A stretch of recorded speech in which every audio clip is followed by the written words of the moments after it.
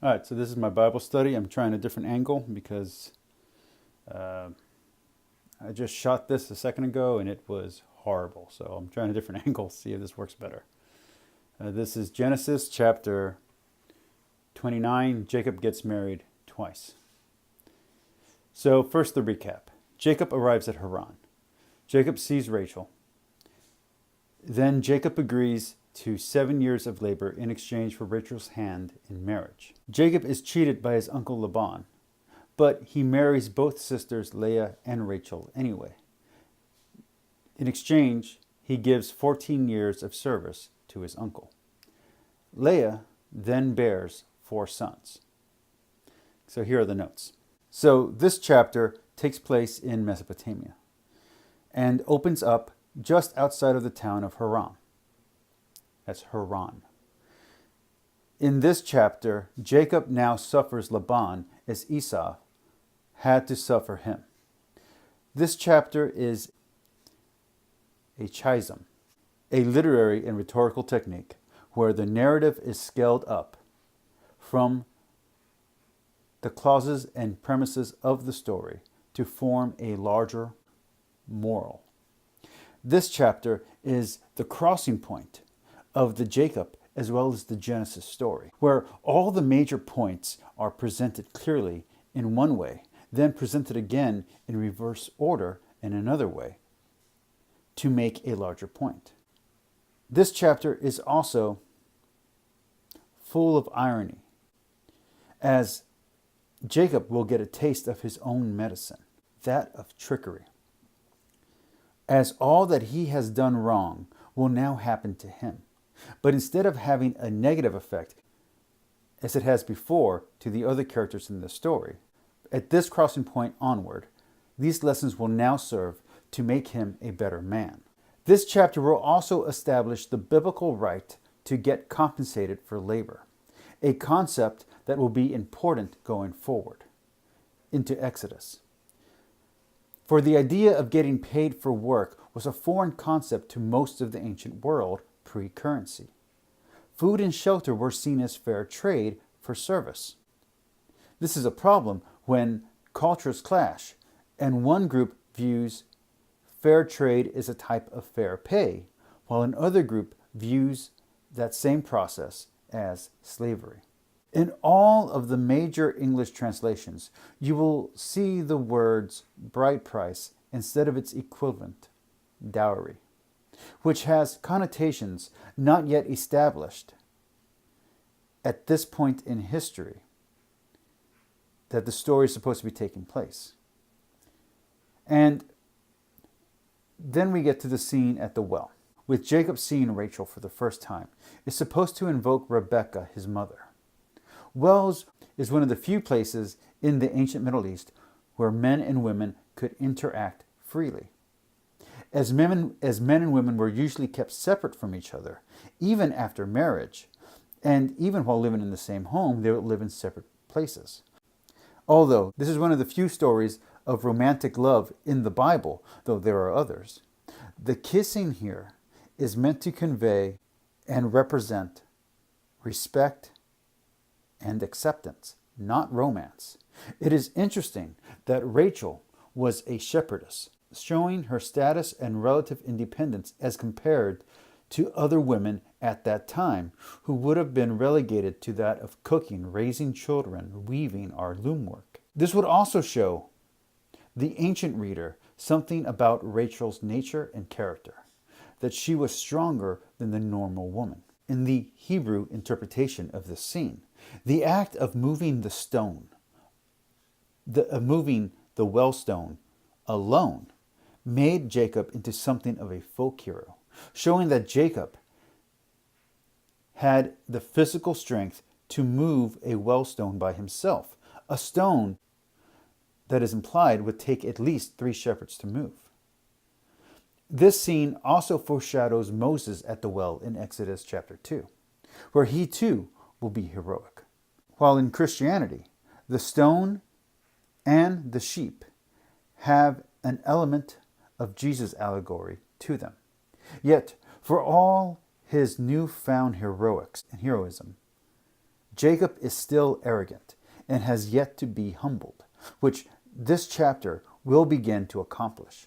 First, through the character of Laban, who has already been implied to be greedy in a previous chapter. The term Laban uses to greet his nephew, flesh and bone, is the original Hebrew version of the English and Latin idiom flesh and blood, which would be more familiar in Christian culture. Also, notice that both relatives and close friends are called brothers in the ancient world, and that this term does not necessarily mean biological siblings. The name Rachel translates to ewe lamb in English, while the name Leah would translate to wild cow, giving the ancient reader or listener of this text insight into why Jacob would prefer Rachel over Leah. Ancient weddings lasted 7 days. See Judges chapter 14, verse 12 for more information on this. While the wedding surprise may seem improbable to modern audiences, this occurrence is a real thing that did happen in the ancient world. There are legal texts that record lawsuits and divorces that state such a situation as this as their underlying cause. For Rachel and Leah would have been veiled. Usually this veil would include a full body covering that would also cover their wrists and their ankles, and sometimes even their feet. And they would wear this while in the presence of men. Though interesting, the astonishment of how Jacob could confuse Leah, who he had no eyes for Rachel, whom he loved at first sight, is missing the point. Here, Jacob is blinded to the realities and actualities of the situation and is taken advantage of for his trouble, much as he took advantage of his father's blindness to achieve his own trickery. Yet Jacob is not his father, nor is he his brother. For Jacob's response to this deception is what would have been Esau's proper response to his own trickery. He owns up to it and he tries to work around it. He doesn't just blindly accept it. Instead, he struggles with it and he doesn't whine about it, making him slightly more manly, which is funny because in the previous chapters he was the weaker of the two. And yet now, through his character change from the promise, he has become more forceful and more aggressive and more dedicated to what he wants, because he knows that it is a valuable thing that he wants to get, that he's not just going to give it up. Yet for all that, Jacob cannot lose for winning. He marries both sisters, Leah and Rachel, and serves his uncle for 14 years. After this, Leah bears Jacob 4 sons from her own womb. And that's important because there will also be other sons from Rachel as well as from their maids. But these 4 sons are from the womb of Leah. In the Middle Eastern and Mesopotamian societies, a woman's worth was entirely dependent on her success or failure to bear sons, not just children. So a barren woman would be the lowest, a woman who only gives daughters would be next, and a woman who gives sons would be next high, and the more sons you give, the higher your status. And these sons are the origins of the Israeli tribes. But the names of these sons all have meaning that go beyond just the tribal names they represent.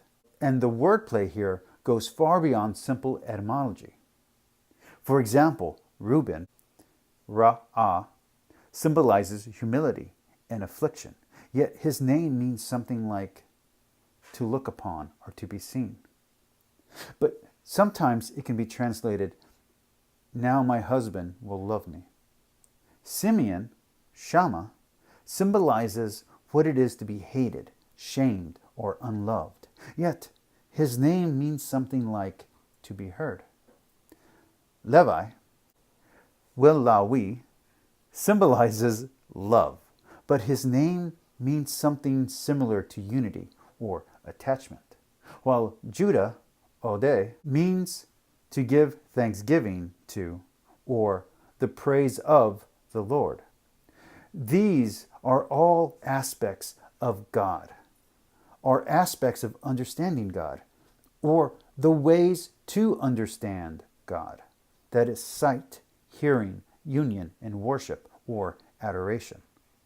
Sometimes Ephraim and Manasseh will be given on list as representatives of Joseph's line instead of Levi. This is also a factor moving forward in that sometimes the tribe of Levi will be referred to through his descendant Aaron. For Levi was the forefather of the Jewish priesthood, which after the time of Moses could be referred to as the order of Aaron. The moral of this chapter seems to be that having a child is not a good way to save a marriage, nor does it fix a broken relationship, and it will not help an ill-started relationship. An ill-started relationship being one that began with a lie or that was based on deception. So now the questions. What do the three flocks represent? To me, the three flocks of sheep might represent the three major branches of the Abrahamic faith: Judaism, Christianity, and Islam.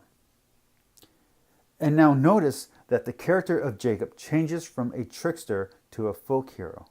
Why do you think this change happens? To me, I think it's so that way the Israeli people and the future generations of the Israeli people could have a hero to look up for, could have a hero to look up to, an example of how to become a better man. Outside of the narrative, why do you think Laban took advantage of Jacob? I don't have an answer for this, but I'd love to hear yours. And how are people exploited today, even people who had done something wrong? So I was thinking about this, how you might think of just desserts, but a criminal or someone who had gone to prison might get out and need a job, but he can't find work. And while a more vengeful-minded person might think, well, good, someone who has more compassion in their heart might see the injustice that they had already served the punishment for their crime, and yet they can't find work, or the jobs they have to get are jobs that pay less than minimum wage. Think about that. Exploiting someone, even if that someone had done something wrong before, is not correct, because that exploitation is still a fault against you. As you can see here, how even though Jacob did some wrong, that doesn't justify Laban's misdealings with him. Although there is a moral lesson that raises Jacob to become a better person. And then what are the personal and then lastly, what personal passions have blinded you to the realities of the moment? To the realities of the moment. And here I was thinking about two things. I was thinking about, as a writer, when you're doing like a writing marathon like what I just did, or writing competition, you'll forget to eat, you'll forget to work out, some people forget to shower, you'll forget about your hygiene, and you'll just let yourself kind of go to pot because you're so interested in what's going on in the story. And so you forget about the outside world. Your relationships will go away. Any work that's not necessary will just disappear because all you're concentrating on is this thing you're trying to accomplish. But then also think about relationships, about how when you'll meet somebody new and you're in love with them, or your passions get the best of you and you're in lust with them. Love, And then you suddenly turn a blind eye to all their faults and all their human failings. And suddenly it's like, I know that they've cheated on other people, but they'd never cheat on me. Or I know that they're a drug addict, but they'll stop using it for me. They won't stop using, and they will cheat on you because they're human and so are you. And then lastly, here's the extra. So I talked about the order of Aaron. And the order of Evan, and the term the order of Aaron is opposed to, or in contrast to, the order of Melchizedek. And the order of Melchizedek is where the Catholic priests get their authority to be priest. Now, there you go. Hopefully this one went a little bit better. Please like, subscribe, comment down below. See if you like the new setup, if you like the new angle. I realize my eyes aren't exactly on the camera, so if that's a problem, let me know. Talk to you all later. Bye.